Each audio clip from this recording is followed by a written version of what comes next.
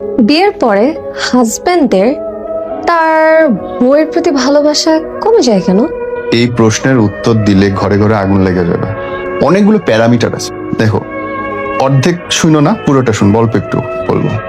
বিয়ের পরে হাজবেন্ডের বউয়ের প্রতি ভালোবাসা কমার প্রথম কারণ হচ্ছে জবান। একটা ছেলে মানুষ সবচেয়ে অপছন্দ করে হচ্ছে কথা বলতে, কথা শুনতে। আর সেই জায়গায় তোমাদের মহান কৃতিত্ব আছে। একবার অটোমেটিক মেশিন চালাই দিবে, 72 ঘন্টা নন স্টপ সার্ভিস দেবে, কোনো চার্জ দেওয়া লাগবে না, মোবাইল কথা কুইক থাকবে। নাম্বার 2, খোঁচা দেওয়া, রেফারেন্স টানা, এটা সাবক্লজ।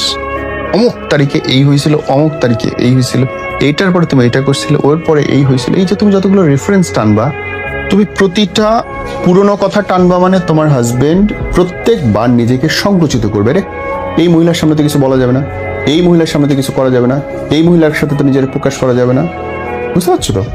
সে সংকুচিত করবে, সে তোমার কাছে শিল্ড বানাবে, ঝিনুকের মতো একটা একটা করে শিল্ড বের করবে। যত শিল্ড হবে তত বেশি হিল হওয়ার সম্ভাবনা কমে যাবে, তত তুমি তার লাভ কম পাইতে শুরু করবে। এবার আসে উল্টো দিক থেকে।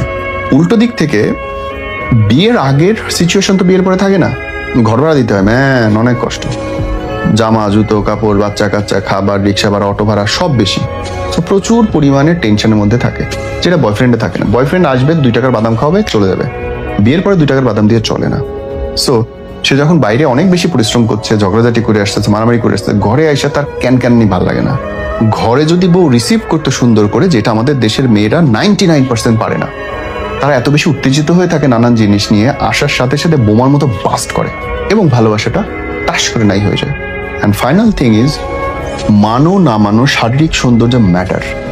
আমি বলছি না যে বাচ্চা নেওয়ার পরে মুটিয়ে যাবে এবং সেটা খারাপ, এটা অবশ্যই ঠিক আছে, এটা জায়েজ আছে। কিন্তু এইটাও জায়েজ আছে তোমার হাজবেন্ডের কাছে যেন তুমি গার্লফ্রেন্ডের ইমেজেই থাকো। ওই রকম টান টান করা চুল, ওই রকম টান টান করা কাজল দেওয়া, সুন্দর গায়ে স্মেল থাকা, একটা ড্রেস আপ পরা, ভালো জামা পরা। এখন তুমি একটা সুন্দর জামা পরে এসো, বিয়ের পরে দেখবা তুমি তেনা পরে ঘরের মধ্যে ঘুরে বেড়াইতেছো।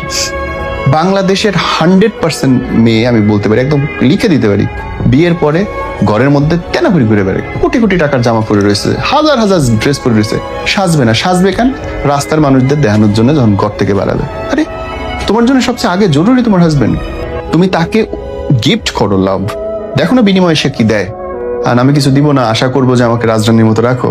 কাজের বেটির মতো থাকলে রাজরানীর মতো ট্রিটমেন্ট পাওয়া যায় না, মাথায় ঢুকায় নাও।